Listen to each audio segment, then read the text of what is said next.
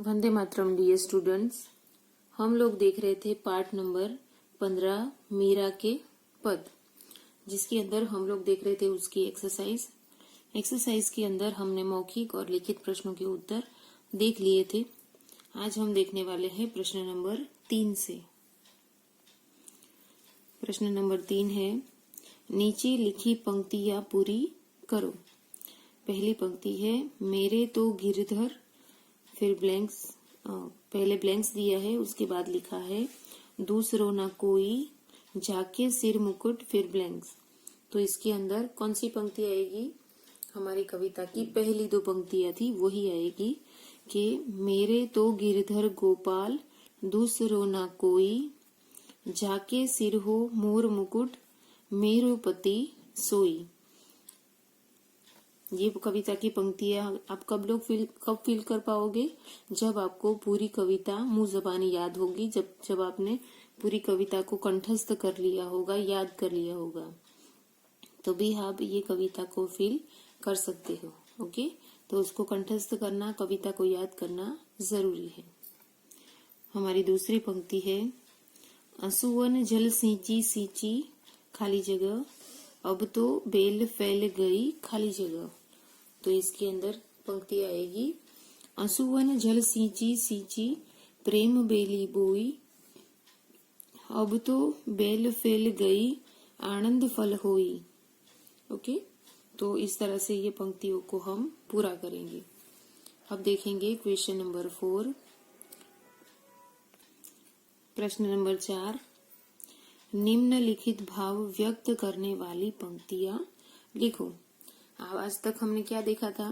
ज्यादातर सभी पाठ के अंदर ऊपर लिखी हुई पंक्तियां पूछी गई थी कि ऐसी पंक्ति है, अधूरी है, जिसको आपको पूरा करना है।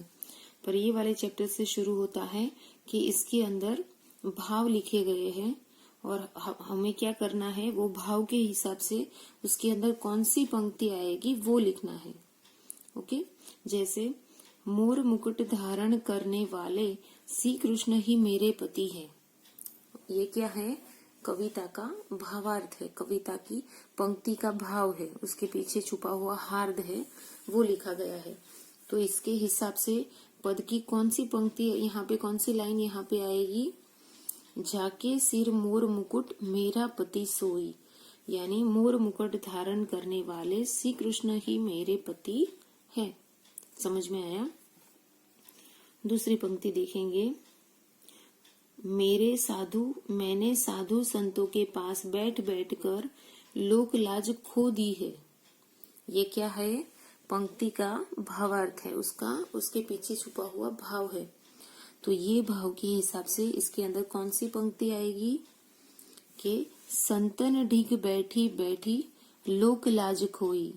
ओके, ये पंक्ति का अर्थ आएगा ये। ओके, अब देखेंगे दूसरी पंक्ति, ग, मैंने अपने आंसू रूपी जल से प्रभु प्रेम रूपी बेल को सींचा है। ये उस पंक्ति का भावार्थ लिखा हुआ है। तो भावार्थ के हिसाब से कौन सी पंक्ति आएगी यहाँ पे? असुवन जल सींची सींची, प्रेम बेली बोई। ओके, ये वाली पंक्ति इसके अंदर आएगी कि मैंने आंसू रूपी जल से सींच कर प्रेम रूपी बेली को सींचा है। ओके, आंसू रूपी जल से प्रेम रूपी बेली को सींचा है। आगे की पंक्ति देखेंगे, दासी मीरा श्री कृष्ण से अपने उद्धार की विनती करती है। तो इसके अंदर कौन सी पंक्ति आएगी जिसके अंदर मीरा श्री कृष्ण भगवान से उनका उद्धार करने की बात करती है? तो इसके अंदर पंक्ति आएगी हमारे पद की सबसे लास्ट वाली पंक्ति, जिसके अंदर लिखा हुआ था कि दासी मीरा लाल गिरधर तारो अब मोही। ओके, ये पंक्ति के अंदर दासी मीरा है, वो कृष्ण भगवान से अपने उद्धार करने की, तारों का मतलब होता है तारना, उनको तारने की, उनके उद्धार करने की विनती करती है। अब हम देखेंगे भाषा की बात, यानी हमारे चैप्टर का ग्रामर सेक्शन। उसके अंदर सबसे पहले दिया गया है प्रश्न नंबर 1, पर्यायवाची शब्द लिखो। Right the synonyms. उसके अंदर पहला वर्ड है गोपाल, तो गोपाल के समानार्थी पर्यायवाची शब्द क्या आएंगे? कृष्ण, कन्हैया। दूसरा शब्द है कानी, तो कानी के पर्यायवाची शब्द बनेंगे मर्यादा, लज्जा। उसके बाद वाला वर्ड है जगत, तो जगत के पर्यायवाची शब्द बनेंगे संसार, दुनिया। उसके बाद है वर्ड असुवन, असुवन के पर्यायवाची शब्द बनेंगे आंसू और अश्रु। अब देखेंगे प्रश्न नंबर 2। कविता में से ढूंढकर समान तुक वाले शब्दों के जोड़े लिखो। यानी हमें क्या करना है? Find out the rhyming word from the poem and write them. हमें पोयम के अंदर से, कविता के अंदर से राइमिंग वर्ड ढूंढने हैं और उसको लिखना है।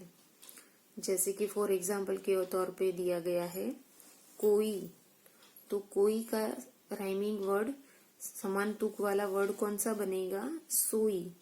ओके, राइमिंग उसका हिंदी अर्थ होता है समान तुक वाले शब्द। राइमिंग वर्ड यानी समान तुक वाले शब्द जिसका प्रोनाउंस, उच्चारण सेम हो।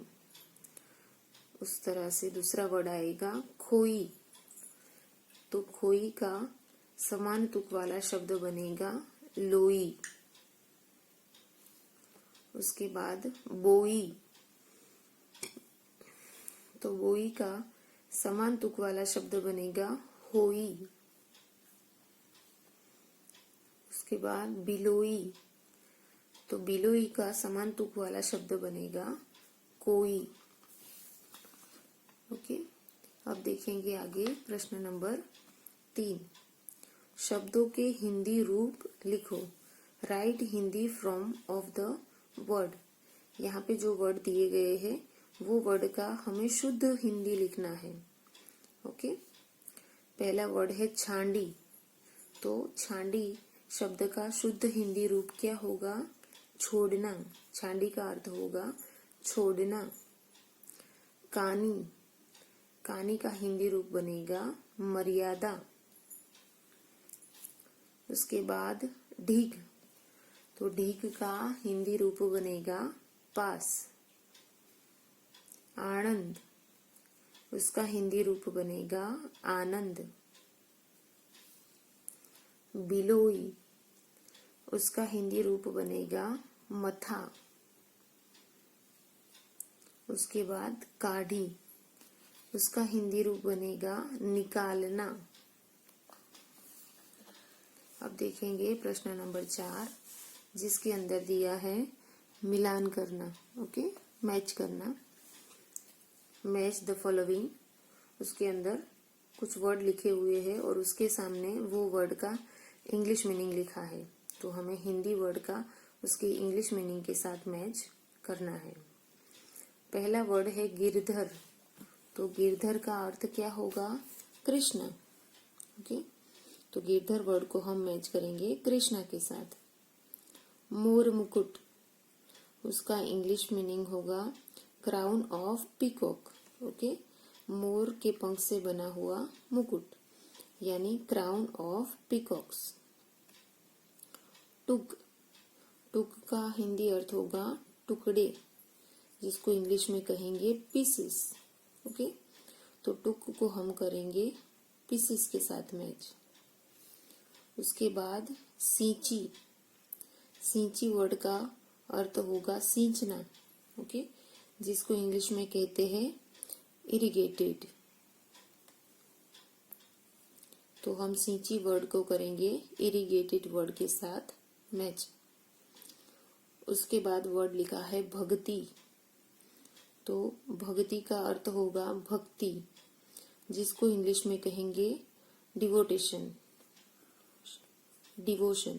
ओके, तो हम भक्ति को डिवोशन के साथ करेंगे मैच। उसके बाद लास्ट वाला वर्ड है राजी। राजी का अर्थ होता है खुश। ओके, खुशी, जिसको इंग्लिश में कहते हैं हैप्पी, तो हम राजी वर्ड को हैप्पी वर्ड के साथ करेंगे मैच। ओके, तो यहाँ पे हमारे पूरे चैप्टर का एक्सरसाइज खत्म होता है।